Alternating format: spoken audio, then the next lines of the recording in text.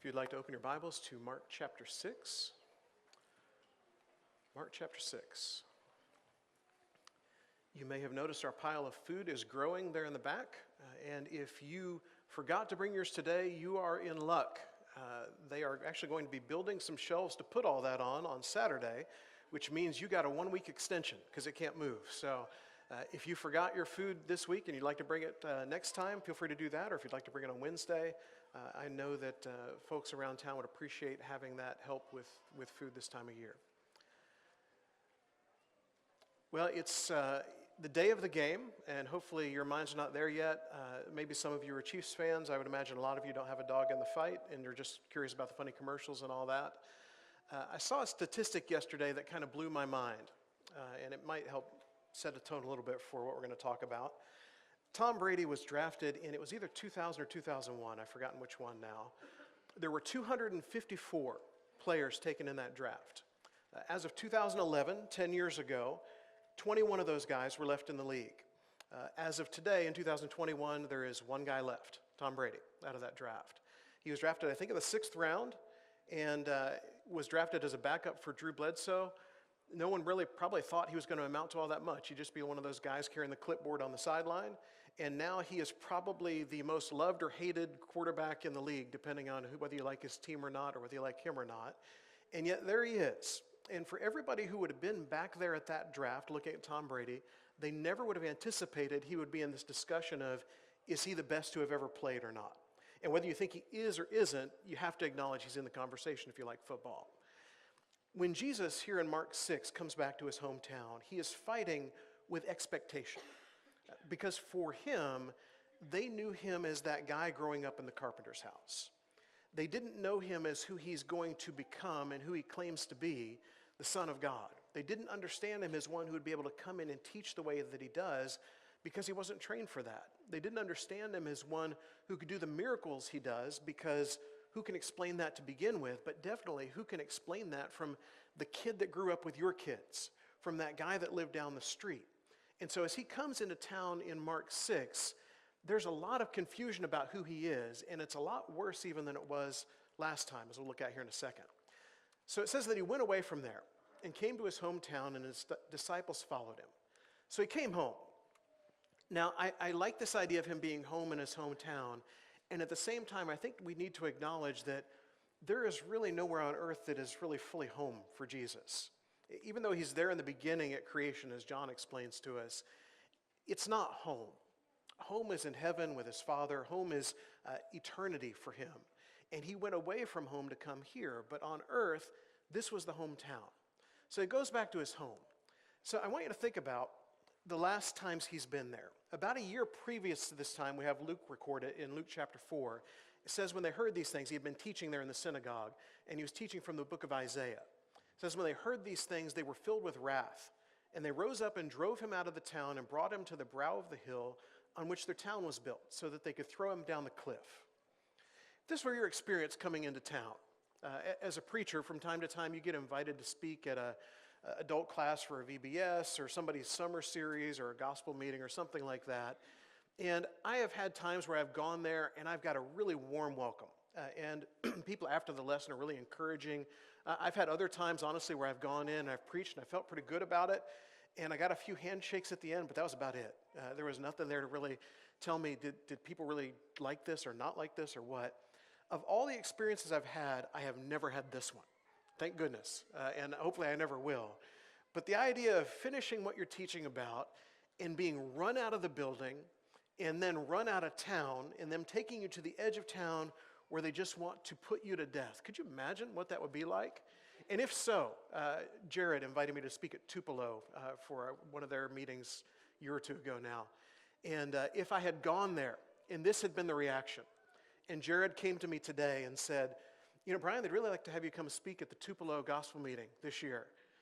I would look at Jared and say, you know, Jared, I think I'm going to have to pass on that, and maybe somebody else could do it this year. Would you ever want to go back there? And then we see his family. It says that he went home. There's this big crowd in Mark 3 we looked at a few weeks ago. He went home. The crowd gathered again so that he could not even eat. And when his family heard it, they went out to seize him, for they were saying he is out of his mind. Okay, so maybe if you could get past, well, the crowd there at the synagogue didn't want to hear what he had to say and really reacted badly to it, at least he might go home because there's family there. And maybe for some of you, there's something that's like that. My mom moved here from Mobile to Ada. It's been almost 2 years ago now. And people have asked me, do you ever go back to Mobile, Alabama now? And I haven't yet because honestly, there's not quite as much reason. I like Mobile. It's a fun place to visit, but I've probably seen most of what you can see at this point. And for a time there, the reason to go back was family. But what if this is what family was like? Okay, so if you can imagine you're far away from home, you go home and the reaction is bad to you from the community, but you still feel like you need to go because family is there. But what if your family reacted to you in this way? Because it's just been a couple chapters back that Jesus' family thinks he's crazy. And they want to just remind him of who he is and remind him of who he's not. So would you ever want to go home if this is what the experience was?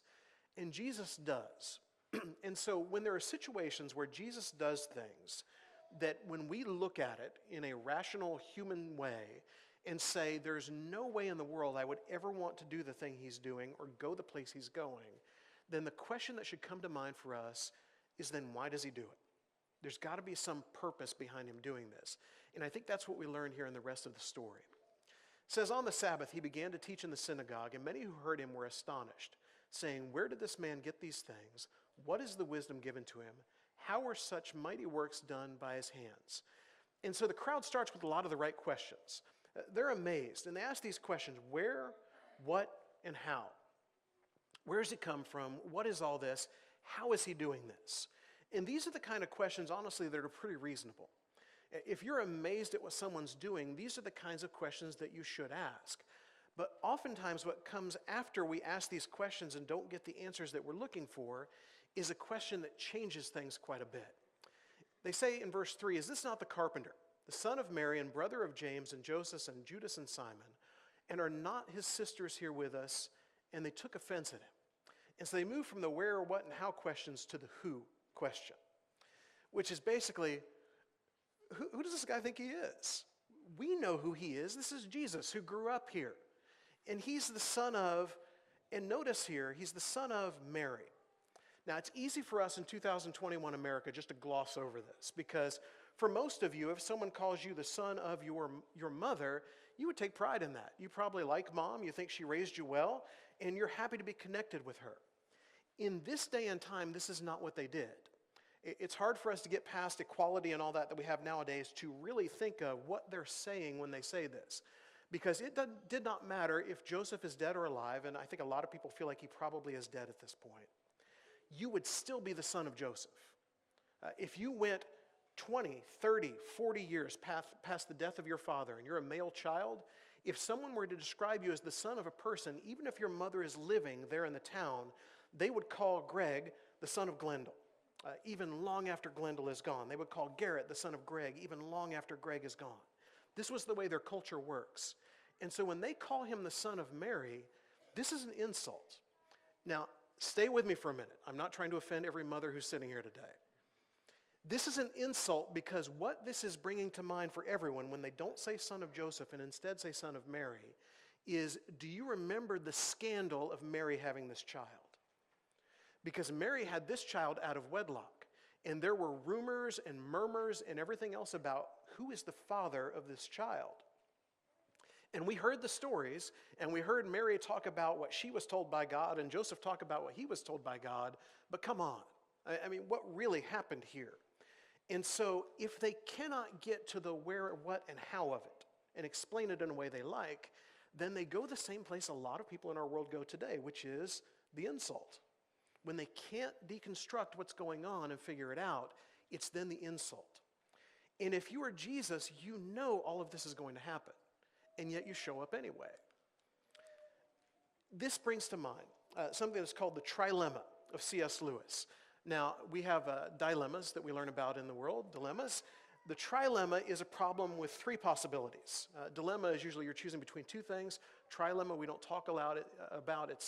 It's choosing of three things, and it's this. It's what we talked about last time. People encounter Jesus, and they cannot remain neutral. But C.S. Lewis feels like there are three possibilities here, and those possibilities are sorry, there we go. He is either Lord, lunatic, or liar. You cannot have another option. He either is exactly who he says he is, and therefore he should be the Lord of your life, or he is, like his family said back in Mark 3, out of his mind. And we need to do something about this guy, or all of this is a lie. And I will tell you that when people today tell you Jesus was a good man, or a good teacher, or a prophet, or whatever ways they may try to describe him that come short of him being the Son of God, none of those things can be true. He cannot just be a good man, a good prophet, a good teacher, because if he is, the things he was prophesying about or teaching about, they were all lies. And a good man and a good prophet and a good teacher doesn't lie as the basis of what he's doing. And so C.S. Lewis would say, he's got to be one of these three. He's either the Lord, he's the lunatic, or he is the liar. Which one is he going to be? And with this option, the people here don't know what to do. In verse 4, it says, Jesus said to them, his prophet is without honor, except in his hometown and among his relatives and in his household. And he could do no mighty work there, except that he laid his hands on a few sick people and healed them. And he marveled because of their unbelief, and he went about among the villages teaching. Jesus marvels now and then in the Gospels, and usually it is over one of these things: faith or unbelief, belief or not. And these things amaze Jesus. Someone has faith that that most people around cannot fully comprehend. It amazes Jesus, their faith. And when people do not have faith when they clearly should, their lack of faith amazes Jesus. It's not so much that his power is lacking and that he does not do these miracles, but there's just not really a willingness to receive it there. And so he does things for a few little healings here and there, but he doesn't do the things he could do otherwise. Without faith, Hebrews, the Hebrew writer, as we've learned about for a while, will tell us, without faith it is impossible to please him. For whoever would draw near to God must believe that he exists and that he rewards those who seek him. Must believe that he exists and he rewards those who seek him. So how do we amaze him? If Jesus is either amazed most of the time by faith or a lack thereof, if we are capable of amazing Jesus today, and I believe that we are, how are we amazing him? Are we amazing him by our faith and what we do because of faith, or are we amazing him by our lack of faith? When we look at the things we do in daily life, are they showing faith or are they showing a lack of faith? And he called the 12 and began to send them out 2 by 2 and gave them authority over the unclean spirits. I debated quite a bit for a couple weeks now about how much of chapter 6 to talk about, and for a while about if these two stories are really related or not. And the more I read them, the more I believe they are. I think everything Jesus does in the first 6 verses is to prepare the disciples for what is coming. We ask that question. If your hometown is as unwelcoming as it is, if your family thinks you're crazy and you have to deal with that when you go there, why do you go? And I believe it's to prepare his disciples for this. I believe it's also to give us a message to prepare us for this in a way. So he calls them and he tells them to go out 2 by 2. So I would ask you the question again. If he does something in a certain way, why does he do it? Why does he send his apostles out 2 by 2?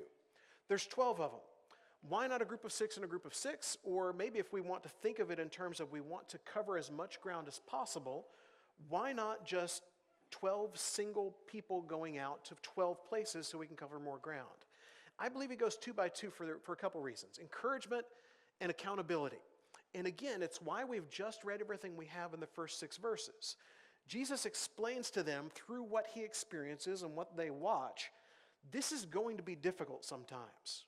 You're going to go through hard times when you are serving me, when you are taking my message to others. That message holds true today, doesn't it?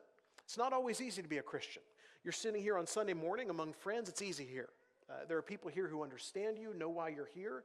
But when you leave here, there will be people who don't understand you, who don't understand why you do this, and who honestly, like they look at Jesus, think that you are crazy, or think that you are a liar, or think that there's something wrong here. And so Jesus sends them out not alone, but together, the same way he designs us to live out our faith, not alone, but together, because he knows they need encouragement and they need accountability. They need people to come alongside them and let them know they're doing well. They need people to come alongside them and let them know they are not alone. And at the same time, they need people to come alongside them and occasionally give them that kick in the pants to say, you need to get it in gear. You need to stop doing what you're doing and do something better and live for God. And so as they go along, they need encouragement and accountability. We did the same thing. We used to do a VBS with our youth group when I was in Arkansas. We'd go to Iowa, to this little town, Toddville. There's a little church there of probably about 50 people or so. We went and did their VBS every summer. And the Saturday before, we went out in the community putting flyers out on doors and things like that. And when I sent the youth group out, I sent them out 2 by 2 and occasionally 3 by 3 if I felt like they really needed some help. And it was for all these reasons. Some of them did really well going up to a door and giving somebody a flyer. Some of them were terrified by it. And when they went together. So we charged them to take nothing for their journey except a staff. No bread, no bag, no money in their belts, but to wear sandals and not put on 2 tunics. So why so few supplies? Okay, if we get ready for a trip, we were, when our kids were smaller, a minivan family. When we first got married, I said, we will never do this. And then we did it. And we had our Dodge Grand Caravan. I think they put Grand in the title for all the men in the family. We had the Dodge Grand Caravan that when we would go on a trip, we would pack that thing just chock full of stuff. We were ready for anything that came our way, any kind of situation, anything that happened. We had way too many clothes for the time we were going. We had way too many things to entertain our children. We had all of this stuff and snacks and everything else. We were ready. And so when I see these people going off on a journey, especially on a journey in a town that has no Walmart or no new Dollar General opening, they need stuff. And Jesus says, don't take a lot of stuff with you. And that, again, should cause us to ask the question, why? Why does he send them on a journey, what seems to us like unprepared? And I think the answer to that question is dependence. When do you see God most? It's when you're fully reliant on him. When Jesus shows them his own hard times in the beginning of the chapter, it's to teach them that you can make it through hard times with each other, but even more than that, because you are fully reliant on God. And so when they go in these towns, it's not all the stuff they brought with them that's going to help them get by. It's the people there, it's the things that God provides that's going to help them. They need to be fully dependent on God. And in 2021 in America, where we have so much stuff, this is a difficult lesson to learn. We need to be fully dependent on God. And he said to them in verse 10, whenever you enter a house, stay there until you depart from there. And if any place will not receive you and they will not listen to you, when you leave, shake the dust that is on your feet, shake off the dust that is on your feet as a testimony against them. Okay, doesn't this sound a bit harsh? Do you imagine if I came to your house? I guess we get past COVID and we all be together again.